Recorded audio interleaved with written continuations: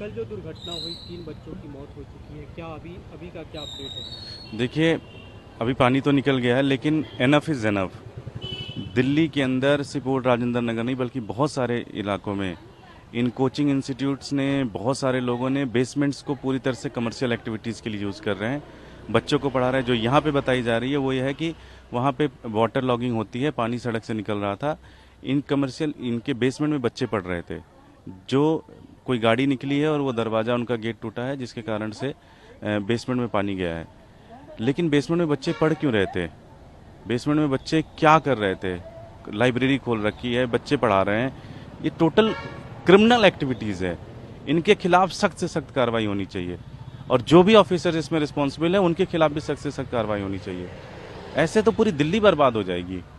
लेकिन आप जो कार्रवाई की बात करें, सरकार आपकी है और जो गटर के पानी की बात कही जा रही है, तो एमसीडी की जिम्मेदारी भी अब आम आदमी पार्टी के, तो सवाल ये उठ रहे हैं कि आप लोगों ने इतने दिनों में क्या किया कि गटर का पानी कोचिंग सेंटर में जा रहा है? डिसिल्टिंग हुई है लेकिन फिर भी कोई भी इसकी जांच हो, पूरा कंप्लीट इसकी ट्रांसपेरेंसी होनी चाहिए, पूरी जांच होनी चाहिए। अगर कोई भी जिम्मेदार है उसके खिलाफ सख्त से सख्त कार्रवाई होनी चाहिए। खुद मैं अभी 20 दिन पहले जल बोर्ड के सीईओ से मिल के आया, एमसीडी के ऑफिसर से मिल के आया, जल बोर्ड के नीचे के लेवल पे अधिकारियों से मिल के आया। डिसिल्टिंग की बात कर रहा हूँ, ड्रेनेज क्लीन की बात कर रहा हूँ, सुपर सकर की मशीन की बात मैं मांग रहा हूँ, डिक्की मशीन की बात मैं मांग रहा हूँ। ठीक है, लेकिन वही जहाँ 10 मशीनें लगनी है 2 मशीनें आ रही हैं, 1 मशीनें आ रही हैं, 2 घंटे के लिए मशीनें आ रही हैं, उसमें है कमी पूरी तरह से। लेकिन फिर भी मैं कहता हूँ कि जब तक आप ये बेसमेंट और कोचिंग इंस्टीट्यूट के खिलाफ कार्रवाई नहीं करोगे, ये पूरा सिस्टम बनवा लेंगे।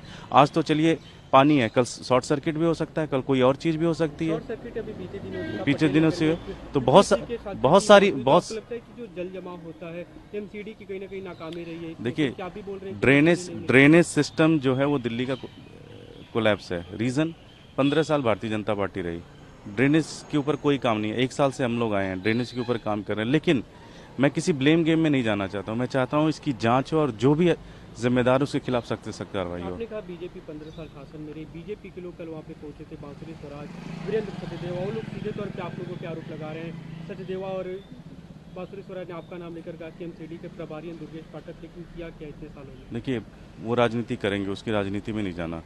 सलूशन पे जाना है। सलूशन यही है कि जब तक आप इस तरह के बेसमेंट के ऊपर बहुत एक्शन नहीं लेंगे, स्ट्रांग एक्शन नहीं लेंगे, तब तक ये चीज़ें होती रहेंगी, चलती रहेंगी।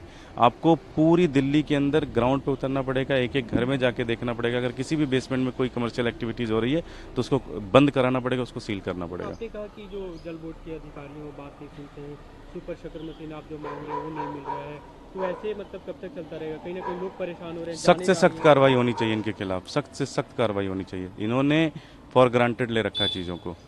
मतलब कैसे कार्रवाई होगी? आपको क्या लगता है कि अब क्या कुछ किया जाना चाहिए इस मामले में? डिस्कस करते हैं मिनिस्टर एंड सारे लोगों से, इनके खिलाफ से सख्त कार्रवाई होनी चाहिए।